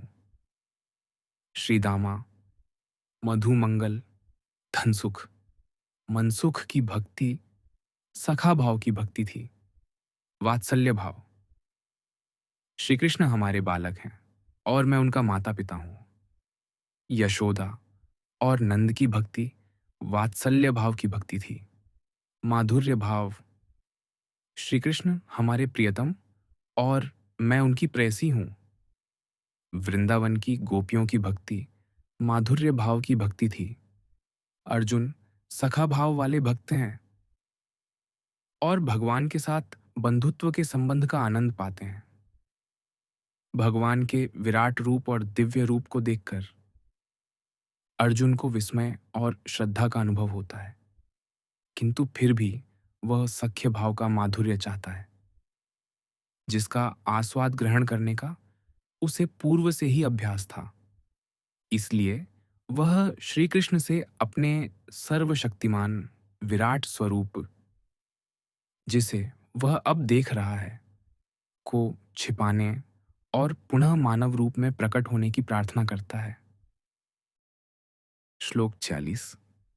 हे सहस्र बाहु, यद्यपि आप समस्त सृष्टि में अभिव्यक्त हैं, किंतु मैं आपकी मुकुटधारी चक्र और गदा उठाए हुए चतुर्भुज नारायण रूप के दर्शन करना चाहता हूं। श्री कृष्ण की विशेष कृपा से अर्जुन ने भगवान का विश्वरूप देखा है, जिसका दर्शन कोई सरलता से नहीं कर सकता। अर्जुन को यह अनुभव होता है कि श्री कृष्ण उसके केवल मित्र ही नहीं हैं, अपितु उससे बढ़कर भी उनका अनुपम व्यक्तित्व है। उनका दिव्य स्वरूप अनगिनत ब्रह्मांडों को अपने में समेटे हुए है। फिर भी वह उनके अनंत ऐश्वर्यों के प्रति आकर्षित नहीं होता। सर्वशक्तिमान भगवान की ऐश्वर्य भक्ति करने में उसकी कोई रुचि नहीं है, अपितु इसके विपरीत वह सर्वशक्तिमान भगवान का पुरुषोत्तम रूप देखना चाहता है, ताकि वह उनके साथ पहले जैसे मित्रवत संबंध बनाए रख सके। भगवान श्री कृष्ण को सहस्र बाहु संबोधन से पुकारने का तात्पर्य हजारों भुजाओं वाले से है। अर्जुन अब भगवान श्री कृष्ण से अपना चतुर्भुज रूप अर्थात चार भुजाओं वाला रूप दिखाने की प्रार्थना कर रहा है। एक अन्य अवसर पर श्री कृष्ण अपने इस चतुर्भुज नारायण रूप में अर्जुन के सम्मुख प्रकट हुए थे। द्रौपदी के 5 पुत्रों के हत्यारे अश्वत्थामा को जब अर्जुन बांधकर उसे द्रौपदी के पास ले आया, तब उस समय श्री कृष्ण अपने चतुर्भुज रूप में प्रकट हुए थे। चतुर्भुजधारी श्री कृष्ण ने जब भीम, द्रौपदी और अन्य के कथनों को सुना, तब वह अपने प्रिय मित्र अर्जुन की ओर देखकर मुस्कुराने लगे। भगवान से चतुर्भुज रूप में प्रकट होने की प्रार्थना कर अर्जुन यह भी पुष्टि कर रहा है कि भगवान का चतुर्भुज रूप उनके 2 भुजा वाले रूप से भिन्न नहीं है। श्लोक 47 भगवान ने कहा, हे अर्जुन, तुम पर प्रसन्न होकर मैंने अपनी योगमाया शक्ति द्वारा तुम्हें अपना विश्व रूप दिखाया। तुमसे पहले किसी ने भी मेरे इस विराट रूप को नहीं देखा। चूंकि अर्जुन भयभीत हो गया था, इसलिए उसने यह विनती की कि भगवान अपने विराट रूप को छिपा लें। श्री कृष्ण अब अर्जुन को धैर्य बंधाते हुए स्पष्ट करते हैं कि उन्होंने अपनी कृपा से उसे अपना विराट रूप देखने के लिए उसे दिव्य दृष्टि प्रदान की थी, न कि दंड के रूप में, क्योंकि वह उससे अति प्रसन्न थे। यद्यपि दुर्योधन और यशोदा ने भी भगवान के विराट रूप की झलक देखी थी, किंतु वह इतना व्यापक, गहन और विस्मयकारी नहीं था। श्री कृष्ण ने अपनी योगमाया शक्ति की सहायता से अर्जुन को दिव्य दृष्टि प्रदान की थी। यह भगवान की दिव्य सर्वोच्च शक्ति है, जिसका उल्लेख उन्होंने कई संदर्भों में किया है। इसी योगमाया शक्ति के कारण भगवान कर्तुम अकर्तुम अन्यथा कर्तुम समर्थ हैं, अर्थात वे एक ही समय में संभव को असंभव और असंभव को संभव कर सकते हैं। भगवान की ये दिव्य शक्ति उनके साकार रूप में भी प्रकट होती है और हिंदू धर्म में ब्रह्मांड की मातृत्व शक्ति के रूप में, राधा, दुर्गा, लक्ष्मी, काली, सीता, पार्वती आदि के रूप में इसकी पूजा की जाती है। श्लोक 48 हे कुरुश्रेष्ठ, न तो वेदों के अध्ययन से और न ही यज्ञ, कर्म कांडों, दान, पुण्य, यहाँ तक कि कठोर तप करने से भी किसी जीवित प्राणी ने मेरे विराट रूप को कभी देखा है, जिसे तुम देख चुके हो। भगवान श्री कृष्ण बताते हैं कि मनुष्य के स्वयं के प्रयत्नों द्वारा, जैसे कि वैदिक ग्रंथों का अध्ययन करने, धार्मिक अनुष्ठानों का पालन करने, घोर तपस्या करने, अन्न एवं जल का त्याग करने और उदारता से दान करने आदि प्रयास, उनके विराट रूप का दर्शन करने हेतु तथा उनकी दिव्य दृष्टि प्राप्त करने के लिए किसी भी प्रकार से पर्याप्त नहीं है। यह केवल और केवल उनकी दिव्य कृपा एवं उनकी उदारता से ही प्राप्त होती है। परम प्रभु की कृपा में निमज्जित हुए बिना कोई उसे नहीं देख सकता। इसके पीछे का तर्क अत्यंत स्पष्ट है। जीवात्मा की भौतिक आंखें पंच महाभूतों से बनी हैं, किंतु भगवान दिव्य स्वरूप वाले हैं। उनके दिव्य स्वरूप का दर्शन करने के लिए जीवात्मा को दिव्य आंखें चाहिए। जब भगवान जीवात्मा पर कृपा करते हैं, तब वे दिव्य शक्ति द्वारा हमारी आंखों को दिव्य दृष्टि प्रदान करते हैं और तभी जीवात्मा उन्हें देख सकती है। कोई वेदों और पुराणों का झाता यह भी कह सकता है कि संजय ने भी उस विराट रूप को देखा होगा जिसे अर्जुन ने देखा था। महाभारत में इस परिप्रेक्ष्य में उल्लेख मिलते हैं कि संजय के गुरु वेद व्यास की कृपा से संजय को दिव्य दृष्टि प्राप्त हुई थी, ताकि वह युद्ध में घटित होने वाली घटनाओं का विवरण धृतराष्ट्र को सुनाने में सक्षम हो सके। इसलिए उसने भी अर्जुन के समान भगवान का विराट रूप देखा। किंतु बाद में जब दुर्योधन का वध हुआ, तब शोक संतप्त संजय की दिव्य दृष्टि भी लुप्त हो गई थी। श्लोक 49। मेरे भयानक रूप को देखकर तुम न तो भयभीत हो और न ही मोहित हो, भयमुक्त और प्रसन्न चित्त होकर मेरे पुरुषोत्तम रूप को देखो। श्री कृष्ण निरंतर अर्जुन को धीरज बंधाते हुए कह रहे हैं कि भयभीत होने की अपेक्षा तुम्हें मेरे विराट रूप का दर्शन करने का सौभाग्य प्राप्त होने पर आनंदित होना चाहिए। आगे वह कहते हैं कि अर्जुन, अब भय मुक्त होकर पुनः मेरे पुरुषोत्तम रूप को देखो। श्लोक 50। संजय ने कहा, ऐसा कहकर वासुदेव श्री कृष्ण ने पुनः अपना चतुर्भुज रूप प्रकट किया और फिर अपना दो भुजाओं वाला सुंदर रूप प्रदर्शित कर भयभीत अर्जुन को सांत्वना दी। श्री कृष्ण ने अपने विराट रूप को छिपा लिया और फिर वे अर्जुन के सम्मुख अपने चतुर्भुज रूप में प्रकट हुए, जो स्वर्ण मुकुट, गदा, चक्र और कमल के पुष्प से विभूषित था। वह रूप समस्त दिव्य ऐश्वर्यों, गौरव, सर्वज्ञता, सर्वशक्तिमत्ता का पुंज था।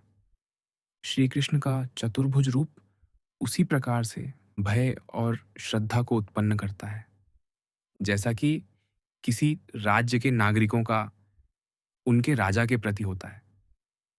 किंतु अर्जुन श्री कृष्ण का सखा था, इसीलिए भय आदि के भाव से युक्त भक्ति उसे कभी संतुष्ट नहीं कर सकती थी। वह श्री कृष्ण के साथ खेला, उनके साथ अन्न ग्रहण किया, अपने व्यक्तिगत रहस्यों को परस्पर बांटा। इस प्रकार की सख्य भाव की भक्ति ऐश्वर्य भक्ति से अत्यंत मधुर होती है। इसलिए अर्जुन की भक्ति की भावना को पुष्ट करने के लिए श्री कृष्ण ने अंततः अपना चतुर्भुज रूप भी छिपा लिया और अपने मूल दो भुजाओं वाले मनोहारी रूप में आ गए। एक बार वृंदावन में श्री कृष्ण गोपियों के साथ रासलीला कर रहे थे, किंतु जब वे अचानक उनके बीच में से ओझल हो गए, तब गोपियां उनसे पुनः प्रकट होने की विनती करने लगी।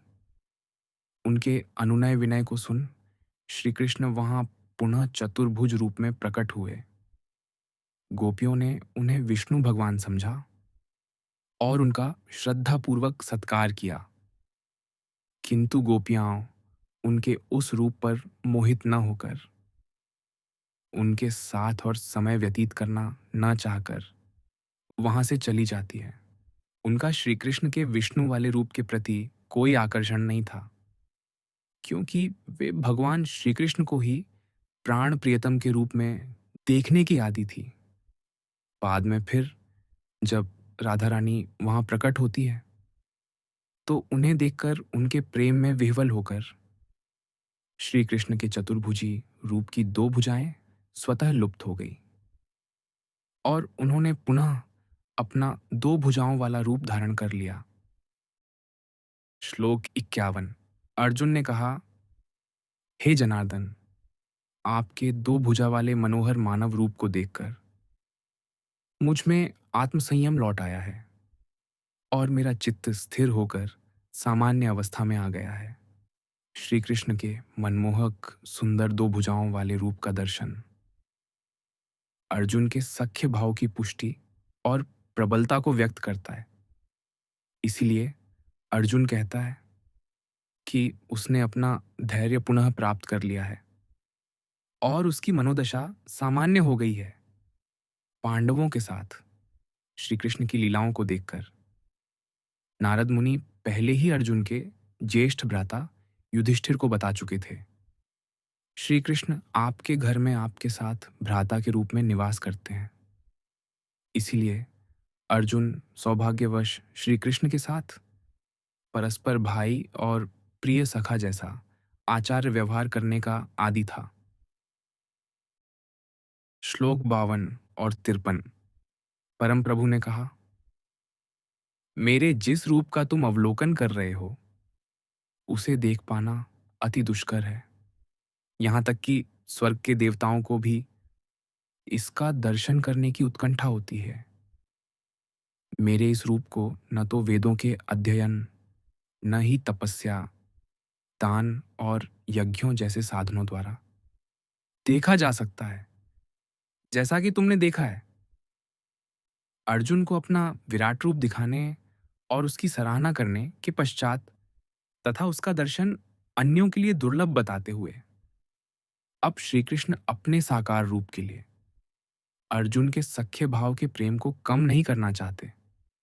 वे इस पर बल देते हुए कहते हैं कि स्वर्ग के देवता भी भगवान को उनके दो भुजा वाले उस साकार रूप में देखना चाहते हैं जिस रूप में वे अर्जुन के समक्ष खड़े हैं। इस रूप को किसी प्रकार के वैदिक अध्ययनों, तपस्याओं और यज्ञों द्वारा देखा जाना संभव नहीं है। आध्यात्मिकता का मुख्य सिद्धांत यह है कि भगवान को हम अपने प्रयत्नों या सामर्थ्य द्वारा नहीं जान सकते, किंतु जो भगवान की भक्ति में तल्लीन है, ऐसे भक्त उनकी कृपा से उन्हें जानने की पात्रता प्राप्त कर लेते हैं। तब उनकी कृपा से वे उन्हें सुगमता से देखने में समर्थ हो जाते हैं। भगवान को आध्यात्मिक प्रवचनों या बुद्धि द्वारा जाना नहीं जा सकता। उसे विभिन्न प्रकार के उपदेशों को सुनकर भी नहीं जाना जा सकता। अगर इन साधनों द्वारा भगवान के साकार रूप को जाना नहीं जा सकता, तब फिर कैसे उन्हें इस रूप में देखा जा सकता है? अब आगे श्री कृष्ण इसका रहस्योद्घाटन करेंगे। श्लोक 54।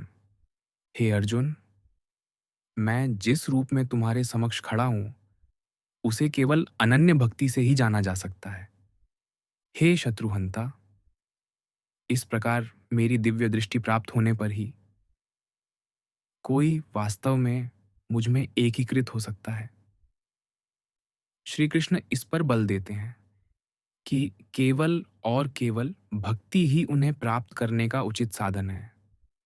केवल प्रेममयी भक्ति द्वारा ही उनके विराट रूप का दर्शन किया जा सकता है। मैं जिस दो भुजा वाले रूप में तुम्हारे समक्ष खड़ा हूं उसकी अनुभूति केवल निष्काम भक्ति द्वारा ही की जा सकती है। केवल भक्ति ही हमें भगवान के साथ एकीकृत करती है। उसके दर्शन में केवल भक्ति ही हमारी सहायता करेगी। उसे केवल भक्ति द्वारा ही अनुभव किया जा सकता है। केवल भक्ति ही उसकी प्राप्ति में हमारी सहायता करेगी। भगवान सच्ची भक्ति में बंध जाते हैं, जो सभी मार्गों में सर्वोत्तम है। उद्धव, मैं अपने भक्तों के वश में हो जाता हूँ और वे मुझे जीत लेते हैं, किंतु जो मेरी भक्ति में लीन नहीं है, वे चाहे अष्टांग योग का पालन करें, सांख्य दर्शन या अन्य दर्शनों का अध्ययन करें, पुण्य कर्म और तपस्या करें, तब भी वे कभी मुझे नहीं पा सकते। मैं केवल प्रेममयी भक्ति के द्वारा ही प्राप्य हूँ। जो श्रद्धा के साथ मेरी भक्ति में तल्लीन रहते हैं, वे मुझे बहुत प्रिय हैं। बिना भक्ति के कोई भी भगवान को प्राप्त नहीं कर सकता, चाहे कोई अष्टांग योग, तपस्या, ज्ञान और विरक्ति का कितना भी अभ्यास क्यों न कर ले। भक्ति क्या है? इसका वर्णन श्री कृष्ण अगले श्लोक में करेंगे। श्लोक 55। वे जो मेरे प्रति अपने कर्तव्यों का पालन करते हैं, जो मुझ पर ही भरोसा करते हैं, आसक्ति रहित रहते हैं और किसी भी प्राणी से द्वेष नहीं रखते, ऐसे भक्त निश्चित रूप से मुझे प्राप्त करते हैं। श्री कृष्ण अपने रहस्यों को प्रकट करना चाहते हैं। भक्ति का मार्ग ही सर्वोत्कृष्ट है। अब वे अनन्य भक्ति में लीन भक्तों के 5 लक्षणों को चिह्नांकित कर इस अध्याय का समापन करते हैं। मेरे प्रति अपने कर्तव्यों का पालन करने वाले सिद्ध भक्त अपने कार्यों को लौकिकता और आध्यात्मिकता के रूप में विभाजित नहीं करते। वे प्रत्येक कार्य भगवान के सुख के लिए करते हैं। इसलिए उनका प्रत्येक कर्म भगवान को अर्पित हो जाता है। जहाँ जहाँ चलूं, करूं परिक्रमा, जो जो करूं सो सेवा, जब सोऊं करूं दंडवत, जानूं देव न दूजा। मैं जब चलता हूं तब प्रतीत होता है कि मैं परिक्रमा और भगवान की चिंतन कर रहा हूं। जब मैं काम करता हूं तो लगता है कि मैं भगवान की ही सेवा कर रहा हूं, और जब मैं सोता हूं तब ऐसा प्रतीत होता है कि मैं दंडवत करता हूं। इस प्रकार से मैं कोई ऐसा कर्म नहीं करता जो उन्हें समर्पित न हो। मुझ पर आश्रित जो साधना के बल पर भगवान को पाना चाहते हैं, वे पूर्णतया भगवान के प्रति शरणागत नहीं होते। भगवान को केवल उनकी कृपा से ही पाया जा सकता है, न कि साधना से। उनके अनन्य भक्त उन्हें पाने के लिए अपनी भक्ति पर आश्रित नहीं होते। इसके विपरीत उन भक्तों का पूर्ण विश्वास केवल भगवान की कृपा पर ही होता है, और वे अपनी प्रेममयी भक्ति को केवल भगवान की दिव्य कृपा प्राप्त करने के उपाय के रूप में देखते हैं। वे मेरे प्रिय भक्त होते हैं। भक्त अन्य आध्यात्मिक क्रियाओं जैसे सांख्य ज्ञान को विकसित करने, अष्टांग योग, यज्ञ का अनुष्ठान इत्यादि का पालन करने की आवश्यकता नहीं समझते। इस प्रकार वे केवल अपने प्रियतम भगवान के साथ अपने संबंधों को प्रगाढ़ करते हैं। वे केवल सर्वात्मा भगवान को सभी वस्तुओं और व्यक्तियों में व्याप्त देखते हैं। वे आसक्ति रहित होते हैं। भक्ति के लिए मन की अनुरक्ति आवश्यक होती है। ऐसा तभी संभव है जब मन में संसार के प्रति विरक्ति उत्पन्न हो।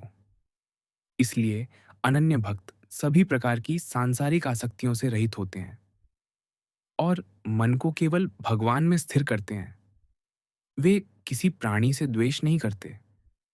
यदि मन द्वेष से भरा हो, तब वह भगवान के प्रति अनन्य भक्ति में लीन नहीं हो सकता।